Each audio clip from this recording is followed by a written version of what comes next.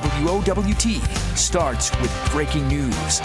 That breaking news, the Douglas County Sheriff's Office is looking for this teenager that they believe is armed and dangerous. He will be booked as an adult when found because of his reported recent criminal activity. Aiden Ashburn is believed to be tied to shots fired in the parking lot of Elkhorn North last week. Deputies say around 100 young people were on the school grounds when at least one fight broke out. A number of shell casings were found at the scene, but no one is believed to be injured. Investigators believe one of the three suspects in this case fired a gun multiple times into the air, causing the group to break up. 3 others have been arrested in this incident: Lionel Johnson, Brendan Helms, and a minor. They were all taken into custody this week. Well,